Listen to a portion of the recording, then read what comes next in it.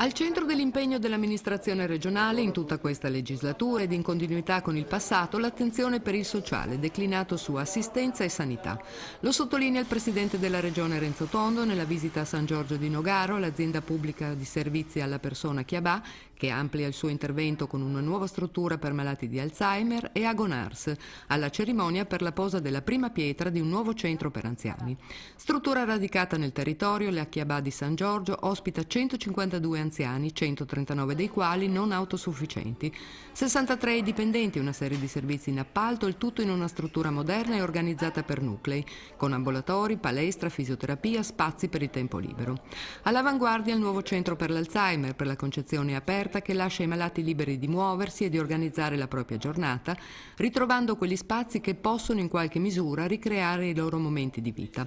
Mentre qui, a detto Tondo, siamo impegnati nel garantire i servizi sanitari e assistenziali ai cittadini, il governo centrale ci taglia le risorse. Se le cose non cambiano, sarà difficile in futuro avere a disposizione i fondi necessari per mantenere i livelli di questi servizi. Senza voler fare del facile ottimismo, ma cogliendo i segnali di fiducia, posso dire però, ha continuato Tondo, che in quest'ultimo periodo abbiamo visto in varie parti del territorio, dalla Carnia al Pordenonese, dall'Udinese a Trieste, i frutti di nuovi investimenti produttivi che hanno creato posti di lavoro. Alcuni di questi imprenditori vengono da fuori regione perché qui hanno trovato condizioni che hanno facilitato i loro programmi. E questo è il senso della nostra specialità: avere gli strumenti per far decollare l'economia. Se ciò accadrà, se l'intero sistema economico si rimetterà in moto, avremo anche le risorse per far fronte alle esigenze in settori importanti e delicati come la sanità e l'assistenza. Ho trovato una casa di riposo che ha avuto un'evoluzione negli anni, che ha dato risposta alle richieste della comunità, in particolare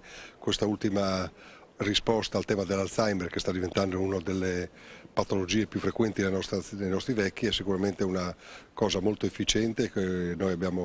a cui noi guardiamo con grande attenzione. La scommessa del futuro è questa: garantire a chi invecchia una qualità di servizi che in questa comunità di San Giorgio ho trovato,